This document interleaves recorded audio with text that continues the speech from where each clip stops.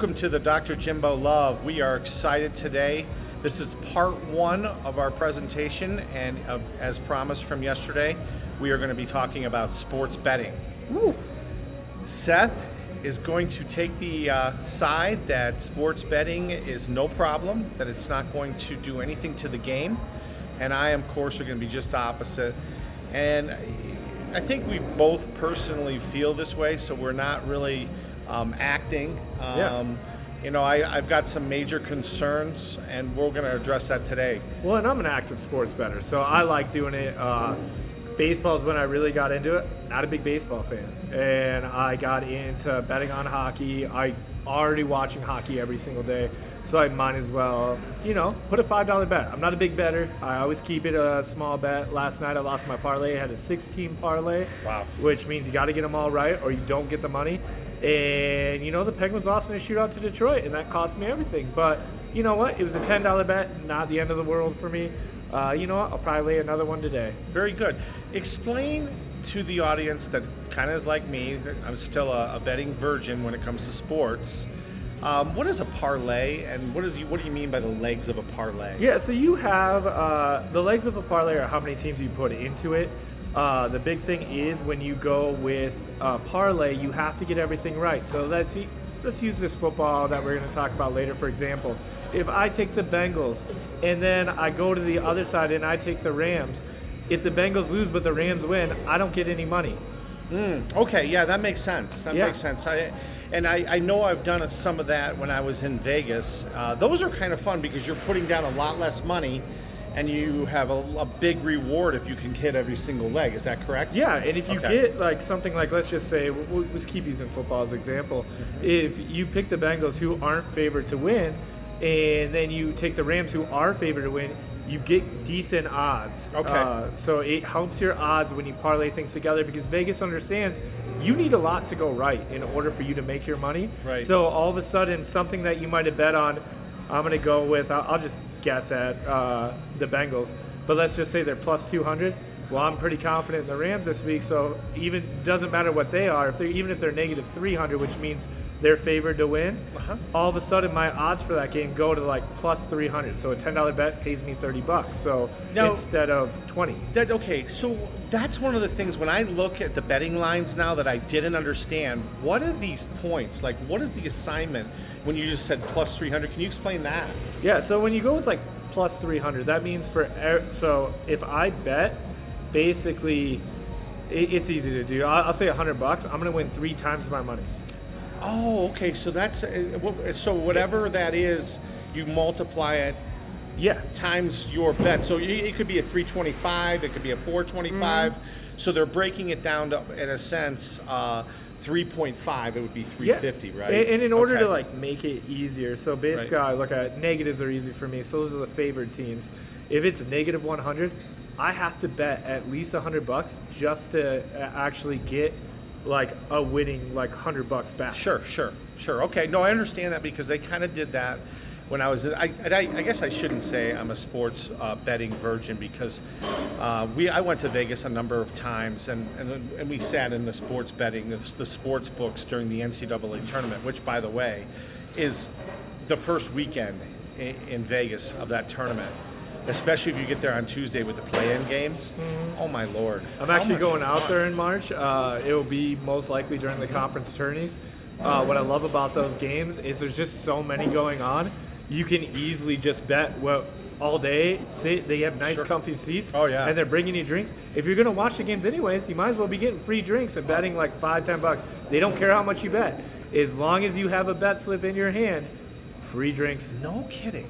See, now I'm a blackjack player, so whenever I sit at a blackjack table, if it's, 15 minimum or 10, usually 10, I sit at the 15 and warm up and then go to the 25. But the best part about it is I like to drink Grand Marnier, and it's really the only time I drink Grand Marnier except after dinner. is in Vegas, and I'll sip on that all day long. And the waitresses and the bartenders and the dealers just take really good care of me. Yeah, because you know what? I mean, they have ulterior motives. They want to, you know, if you're going to loosen you up a little bit. All of a sudden, maybe you get that liquid courage of a bet you weren't going to place because, you know, it might have been a little over your budget. Oh, yeah. But all of a sudden, you have a little liquid courage. You get that confidence in you. All of a sudden, it's $100 bet on Duke to win the NCAA March Madness. Yeah, that happened to me in Deadwood.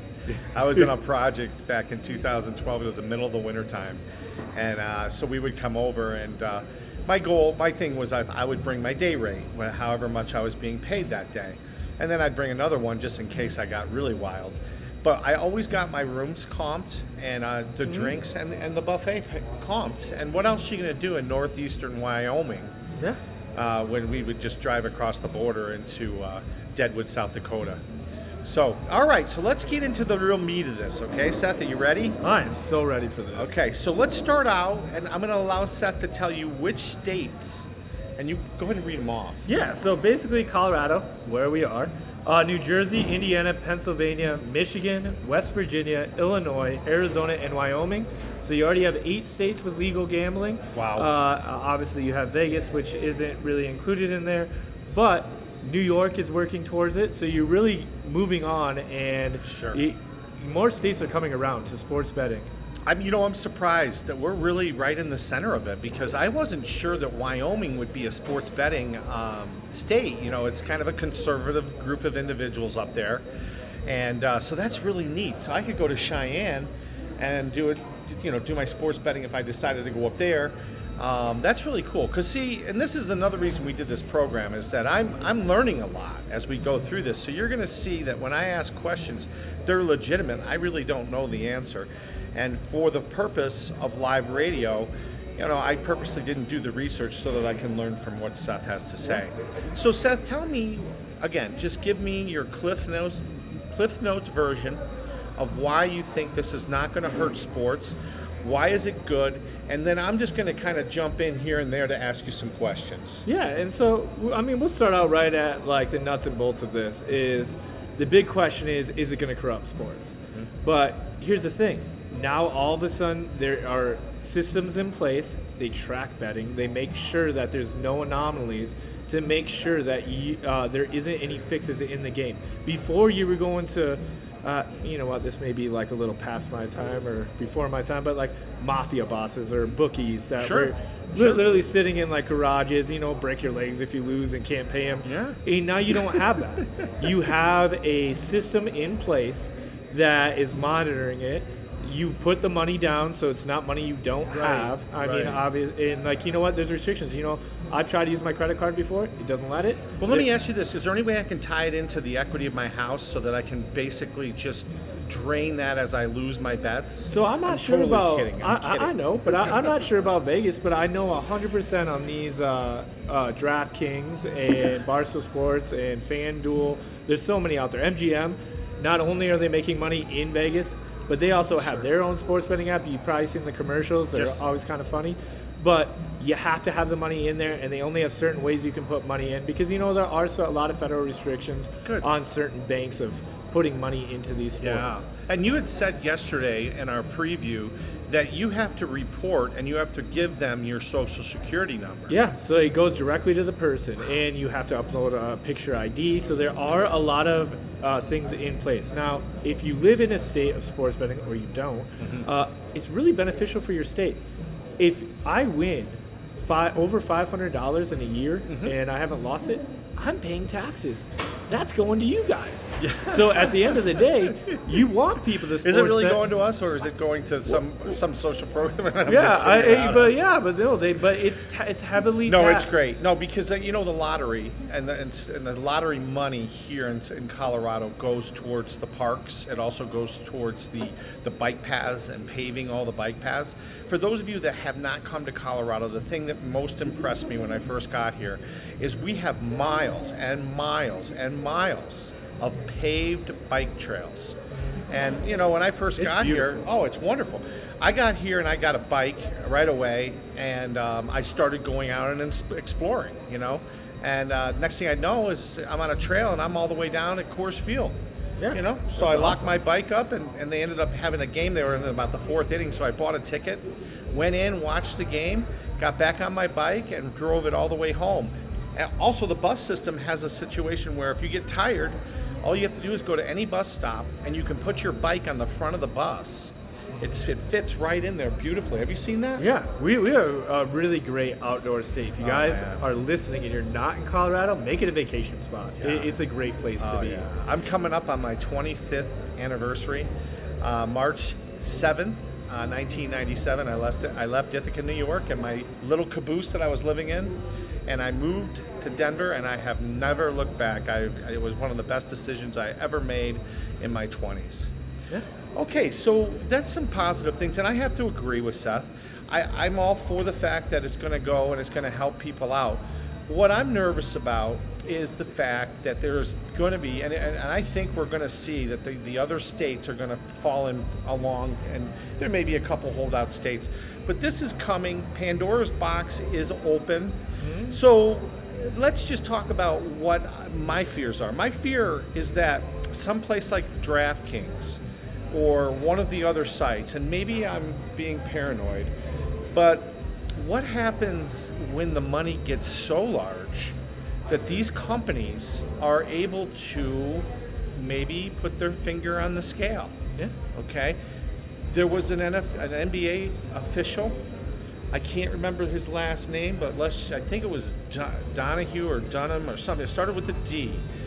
And he was placing bets on games that he was actually officiating. Do you remember this guy? It's probably back right around 2007, 8, 9, 10 area. Are we talking about the Kobe Bryant playoff game? No, that's a totally different one. Okay. And we can talk about that as Yeah. well, because you had brought that up before. But this gentleman was an NBA official. He had been in the league for over 10 years. And they found out that he was actually betting on the games. Well, you know, Pete Rose. Pete Rose is a perfect example. Yep. He was managing the Cincinnati Reds, and he was betting on the games. Now, that to me scares me. Now, as a baseball manager, he could pull a pitcher. He could pull him early. You know, we don't know if he was playing the spread. You know, maybe he brings in a really good pinch hitter. And that affects the game. It really does. So that's my biggest concern. My biggest concern is keeping sports pure. And I think the big thing here, I mean, if you look at the past, like, it has corrupted sports in multiple events. I mean, there's always people been betting. But now it's the same thing. I mean, we can talk about, you know, legalized marijuana in Colorado. Sure, that's a good. It's basically now it can be better monitored. You're no longer going to these things. So now you know who places the bets. They can literally look you up and find out if a family member or anything doesn't. Now, do I know if they do that? I'm not sure. Yeah. But Yeah. there is an easier way now to track where this Yeah. money is going, Yep. and basically help stop corruption. Yeah. That's a great point, and you're right, because to be honest with you, the reason I never got into sports betting is, one, I didn't want to have to go through some, you know, and there were things online that you could do it offline and stuff, but I watched a lot of my friends who just, it's a hard thing to win. Even the best handicappers in Vegas will tell you they're only 60% right. And we're talking the guys that are doing this for a living. Yeah. Okay? 60%. That means you have a 40% chance of losing if you're a professional. Now, what does it do? And have you any statistics into how the average bettor is doing? See, and I don't have exact statistics. Obviously, they're obviously losing more than they're winning because they're creating over like $500 billion nationwide. $500 billion? Look at the Mattress King. Think of this guy. So he won once. He's now lost like 2 or 3 times in a row.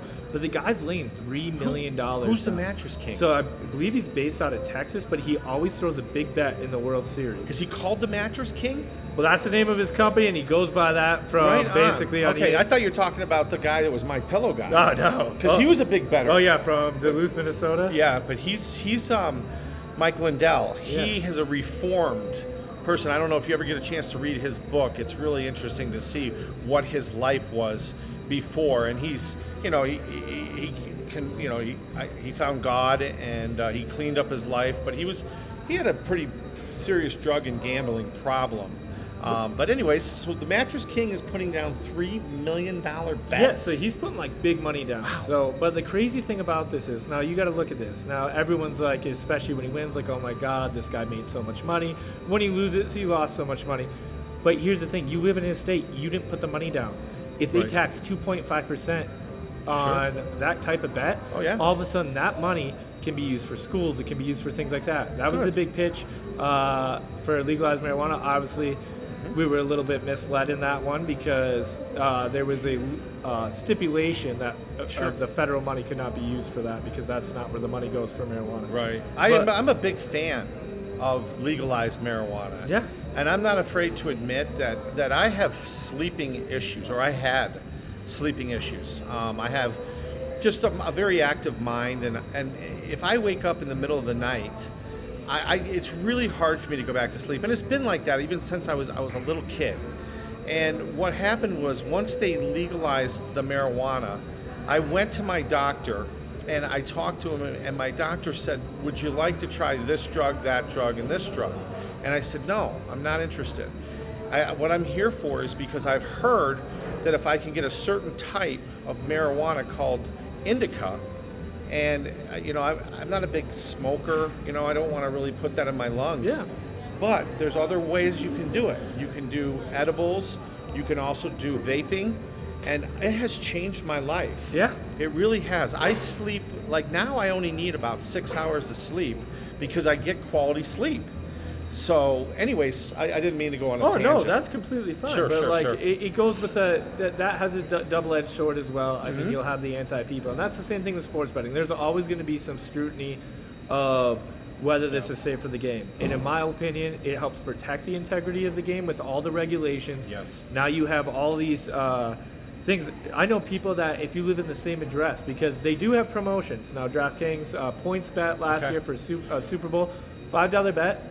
You pick the right team, you win $300. Now they get you hooked, but they also give you like support. Like every time you log in, it will say, "Hey, do you have a gambling problem? Here's a gambling hotline." So they do offer like support and help for people that do bet. But when we go back to it, you also got to the economic impact of not only is it creating jobs, because this job did not exist before, but with that tax revenue, I mean, you're really like, it's a win-win for everybody. The big thing I have going with this is it also creates buzz around sports. Now I do agree with that. Because if you're like me, yes, I do. I can watch hockey the whole season. It's 82 games. NBA, I get a little flip-floppy about halfway through the season. Baseball is the game that I feel like it could help the most, which obviously Pete Rose, big issue there. But the Chicago Black Sox. Let's remember the 1919 World Series. Some of you that are old like me have seen the movie 8 Men Out. I highly recommend it for anybody who really wants to see, and a very good depiction of what those poor guys went through and how they were hoodwinked. Only one person got paid. Yeah. Eddie Seacott. Yep. He was the pitcher, and he got $10,000. And the reason he took the $10,000 is because Kaminsky Park was such a cheap guy, he wouldn't pay him his bonus, and the guy had won 30 games. Well, 30 games. And that's what it really comes down to, is it protects it also creates buzz. So like, I can watch the first 10 games of baseball, but you're in a huge season. Right. And so, it kind of gets boring because you play almost every day of the week. Yeah. So then you don't get revamped until playoffs. But have a $5 bet down, it could be game 20, game 80, game 60. You're going to watch baseball. You're creating viewership by having sports betting. So you're getting more eyes on. You're getting probably people going to the games more because you know what? I might have a $5 bet and I want to see it in person. I've done it before. I bet if I'm going to an Avs game or I'm going to a Rockies game or a Nuggets game, I'm going to put $5 on just because I'm there. When Avs played the Wild, I laid a same game parlay down and said the Wild guy, Kaprizov, was going to score. There was going to be over 6 goals or under 7 goals, and that the Avs were still going to win. And it happened. $10 got me $130 as I was at the game. So I made money. And how much did you pay for your ticket? Do you remember that game? I did actually. Actually had a friend take me, so I didn't even have to go. But if I would have paid for that ticket, so it's beer money. Yeah, beer money. And basically, I said, "Hey, this is on me," because I realized by the third period I was going to win this bet. That's so cool. But the tricky thing, I like that. I do like that. And you know what? That's a great point. Now, here's my concern. My concern is that I had a friend from Maine, Nick Carriolis. Poor Mick. I always butchered his name. But either it was his uncle or one of his family members owned a track in Maine, a horse racing track. And so we were talking, we did a project together up in Newcastle, and we had a lot of time on our hands to talk. And he told me how dirty horse racing really is. Now, I don't know if you're going to talk about Breeders' Cup events like the Kentucky Derby. I mean, they do a very extensive drug screening program on those horses. But your local tracks, and there used to be a horse track in almost every single, relatively major town back in the day, and they were drugging the horses. Yeah, and I feel like that. So no matter what, it doesn't matter if you're going to go bet on a street basketball game, White Man Can't Jump, or anything like that. Love that movie. But they're always going to do, if you're not going to go at the professional level, there's always going to be exploitation for people to mess with gambling. But you're not doing it through a DraftKings site. Now, I looked up because FanDuel, DraftKings, MGM, they all, even Barstool Sports, they came out with their own betting. But the big thing is, a lot of them stay away from certain sports. Not completely, but like DraftKings is the only one I've been able to find, sometimes FanDuel, that I can bet on the St. Cloud stake in. They don't do D1 hockey that much. So you're saying that DraftKings, if you're somebody new out there that's exploring or may, after watching our show, try placing a bet on the Super Bowl, because you remember the Super Bowl's coming up, and that's got to be one of the most betted events in the world, right? Yeah. Okay. So you're saying DraftKings is the way to go. Like for me, like I may download the app today and actually play around with it because there's some good college basketball games on. Yeah. Well, and the big thing is going forward with this, recommendation for any sports bettors is wait until the big event. Thanksgiving, they did a... Oh, they do promotion. Yeah, so they'll do promotions for new users. Sometimes they'll give it to regular users. So, like, MGM's famous for giving, like, a $10 free bet if you bet X amount of dollars throughout the week. But with DraftKings, PointsBet, anything like that, it's, like, when it comes to Super Bowl, like, they'll give you, like, pick one team, and if you're right, it will, like, go 20 times your money because they want you to get that money so you have money for the next sport. Right, and you can't cash out with that money. That's for future bets, because I always hear the disclosure or disclaimer whenever they're talking about it. So I think what they give you is they give you that money, and that money, the way I understood it, you had to make more bets with that money. Is that correct? So it's in some of them, because I know FanDuel had a promotion, which was that FanDuel? Okay. FanDuel thing, and they locked that money up. So the way they did it was put a $20 deposit in, get $200. That's right. Get $200. But what they did was they gave 8 $25 free bets, which means they're in $25 increments, which means you had to lay that money. Right. There usually is a stipulation on time of laying it. Right. But things like PointsBet, they kind of left themselves open last year when you bet on the Super Bowl, because if you tried to cash out, they allowed it. But they would send you an email and saying this is not what this was intended for, because they just gave you the money. So I think FanDuel kind of came up with a little bit more protections. But the crazy thing is Thanksgiving. So even if you're an active bettor, you don't have to be a new user. There's always a bet of like, hey, there's 3 football games. Now, how many games have you seen with no touchdowns?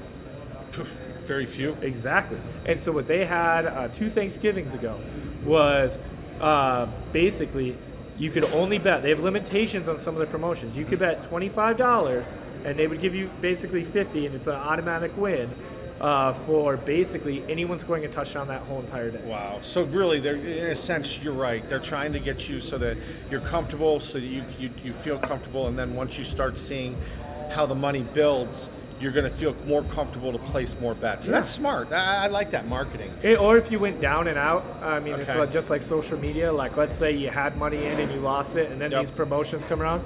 It gets you, let's say you were at $0. What's $25 do? You go put $25 in, you make it $50. Most sports gamblers, no knocks on them. They don't play the system right. what you should do in that situation, especially if you listen to our show, get that free $25. Take your $25 out that you put in and play with their money. Gotcha. Well, that's what I do when I play blackjack. Yeah. So I'll put, I usually start, my magic number is $40 for some reason. And it depends. Now, if I'm playing on a $25 table, it's totally different. But I try to give myself, a lot of times I'm playing on a $5 or $10 table. So if I put 40 down, I know that the odds in blackjack is about 49-51, that range. Yeah. So if I'm making 4 bets, chances are you're going to break even, right? So then if I get a chance to double down, maybe I get an 11, I'm dealt 11. Sometimes if I'm dealt a 10, I'll even jump on it. It just kind of depends on what the cards are looking at.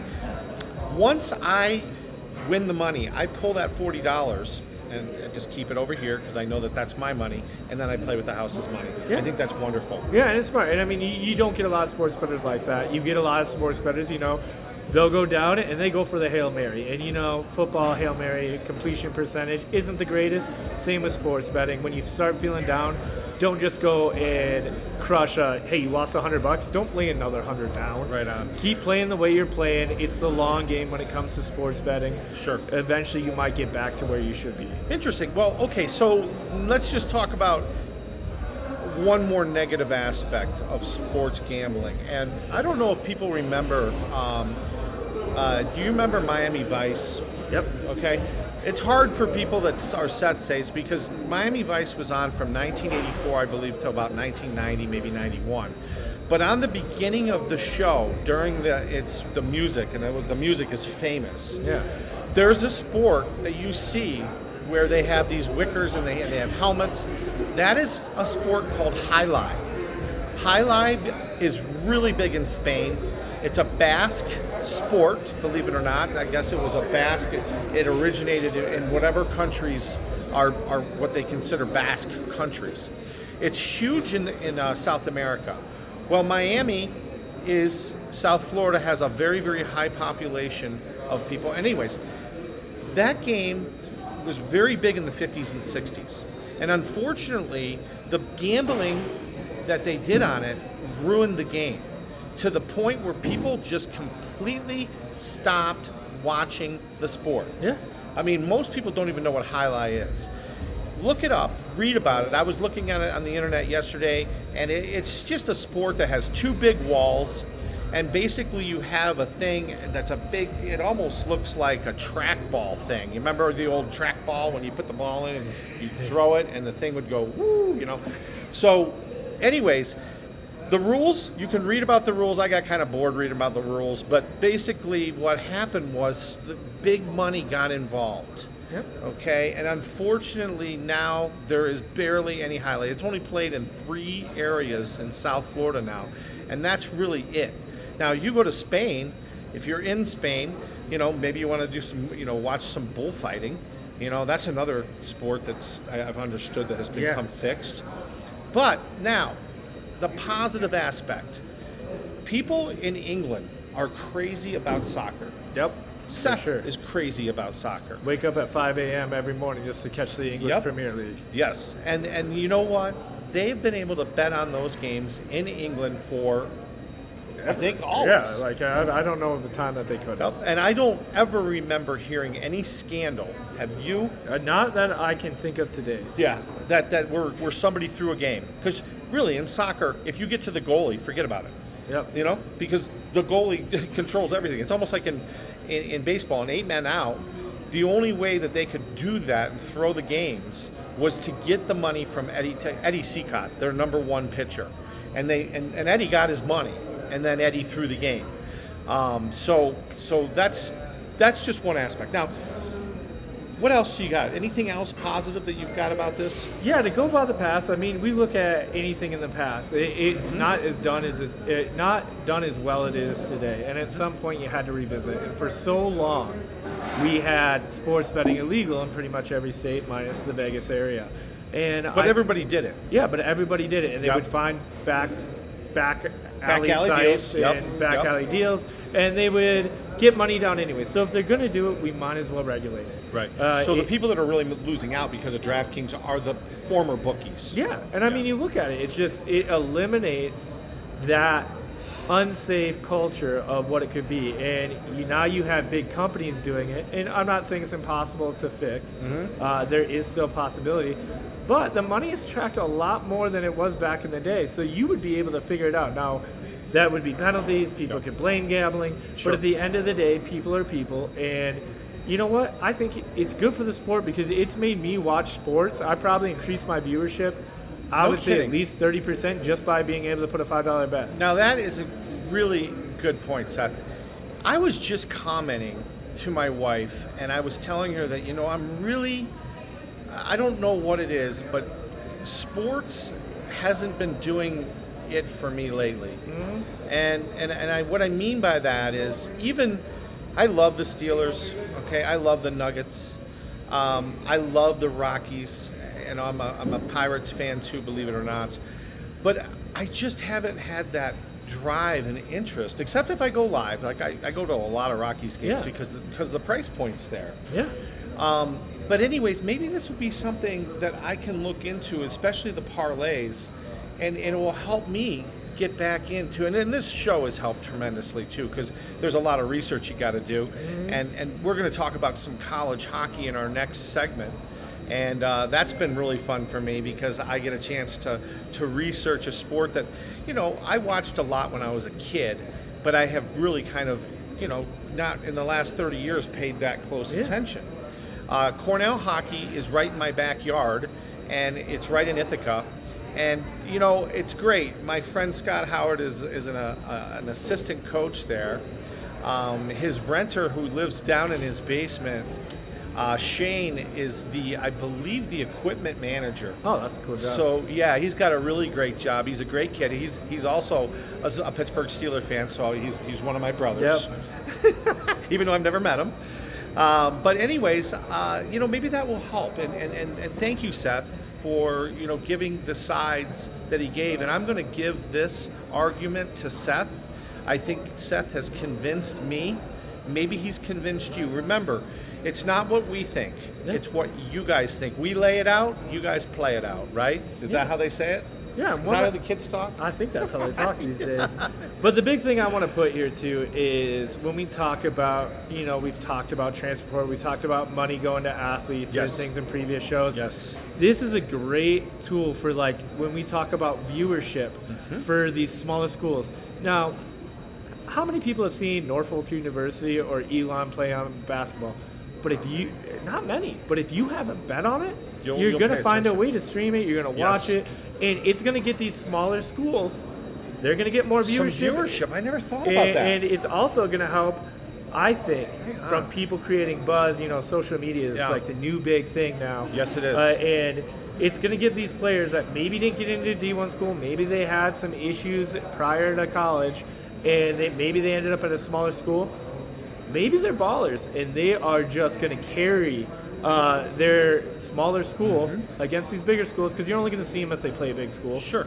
But it's going to get them more things. It's going to help them in the NBA draft. It's good for everybody. I like that. That is a great ending point. Excellent job, Seth. Well, we are sitting here right now up in the mezzanine section. Now, Brothers Bar and Grill at the shops at Northfield is a really great place. So it's not your typical sports bar where you walk in and it's dark and dingy. This place is really a family-oriented restaurant that's a sports bar. And we're up in the mezzanine section where you can have private parties, and we're doing our show. Yeah. Anybody who comes into Brothers on Saturdays between 10:30 and probably around noon or 12:30, come in and watch us do the show. Yeah. And if you have any aspirations, maybe you think, you're one of the guys like me. I used to sit in my living room and go, you know what? I want to try sports broadcasting. I really do. I think I might be able to do it. And I've watched so many people through the years. And now, I have my opportunity. Yeah. I mean, Seth, think about it. Remember when I came in here? We first started this show in August. And Seth was nice enough to let us do a remote broadcast from his bar here. He's the GM. Yeah. And, I went back and I said this in our preview, I went back and watched our first show. And it's so fun to watch the the way that Seth has evolved. I mean, we both have. Yeah. As a twosome, we've evolved to be a lot better than we were those first initial broadcasts. Well, and my big thing too, if you come here and even if sports broadcasting isn't your passion. Oh yeah, that's true. But you're a big like diehard fan of a team. You may know more than us about your team because you know what? You live, you breathe. People that have their teams that they pick, they usually know a lot about their teams. They're always got one finger down on the pulse on their team. So you know what? We'd love to hear your insight about your favorite team. So whether you're a Cleveland Browns fan or a Detroit Lions fan who, you know, they haven't been good in a long time, but you know what? Maybe you can give us the positive side of how your team's going to progress over the years. You know what? We'd love to have you. Absolutely, and that's a great point. That is a really great point. You see me leaning forward. We have a camera here behind us that has a timer on there. So we're right about 42 minutes, which is what our target is. And the reason we do 42 minutes is because if you do an hour radio show on a normal station, it's 42 minutes of content, and that's broken up into different segments, and there's commercials. Well, just think, you don't have to worry about commercials with us. Commercial free. We're commercial free, and we give a couple plugs to Brothers, and we're also going to give a plug to Pro Comfort Medical. Pro Comfort Medical is the company that I work for. And what we do is we provide orthotic and diabetic shoes to seniors that have Medicaid, Medicare, and a PPO as a supplementary insurance. The reason why is we want to take your pain away, okay? We want to let you be able to be active. You know, they always say, use it or lose it, and it is very, very true for you seniors out there. Get out, be active, and if your feet, everything starts in your feet, if we can put something on your feet that's gonna protect your knees, ankles, hips, back, more power to us. And Medicaid and Medicare, hats off to them. They finally realized that by doing a preventative program like the one that we offer, they save a ton of money for the rest of us that are paying into the pool every single paycheck. So check us out. You can always give a call. The office number is 303-519-5579. Ask for Jim Gulick, okay? Dr. Jimbo, if you want to. Dr. Jimbo Love. Dr. Love, whatever you want, I will be there and I will help you in with your needs. Yeah, and if you come to Brothers, ask for Seth Matthew. I'm here every day except for Monday, but you know what? If I find out that you guys are coming here on Monday, you know, I might just swing by because I live close enough. Excellent, and it is a great place. So we're going to do a next section, okay? So our part 2 is going to be talking about college hockey, okay? Cornell beat Quinnipiac. We have some great things that happened last night. Unfortunately, Seth, what happened? Not all great things. Yeah, I know. Unfortunately, St. Cloud State University. Tell us real quick, just a little teaser. Yeah, they just kind of laid a goose egg, you know. They are a great team, don't get me wrong, but sometimes you overlook the competition. Yeah. Who are they playing? They're playing North Dakota, which is in their division, so that means they play 4 times during the year. Wow. Hockey is always hard because in college hockey, you play 2 nights in a row usually. Yep. And, you know. And they're on the road. Yeah, they're on the road. They're playing at the Ralph. I call it the Ralph because the facility is something else. Now, we're going to talk a little bit about that facility. I got some inside scoop from my friend Scott Howard from Cornell. They had a series there in Fargo probably 3 or 4 weeks back. So it is an incredible facility, and it even got more incredible once I heard some of the other caveats. There's 3 restaurants in there. Yeah. Did you know that? I They're did. all shut down for COVID right now. Also, too, you can buy alcohol. And there's not a lot of college stadiums. Well, it's getting better. Yeah. I mean, you can buy them now. St. Cloud State just changed, I want to say about 6 years ago, but there was no alcohol involved at their stadium up until 6 years ago. Yeah, and then, you know, what's watching sports without having a beer? Yeah. You know, so tune back in. You'll see it. Again, we're on the YouTube channel. Okay, the YouTube channel. Just subscribe to it. It's under my name, Jim Gulick, or just put in Dr. Jimbo Love Show. Also, we are going to be on Spotify. We're going to post it on all of the Apple podcasts. Google has a podcast. You cannot miss us, okay? Just put in Dr. Jimbo Love and you will find us. And please, don't be afraid to leave us a comment. Yeah. You can like us and like the views, but you know, we're building up an audience, and we will take any kind of constructive feedback. And you can even call us up and tell us we suck. Or just tell me how great I am. That's cool too. I'm all for it.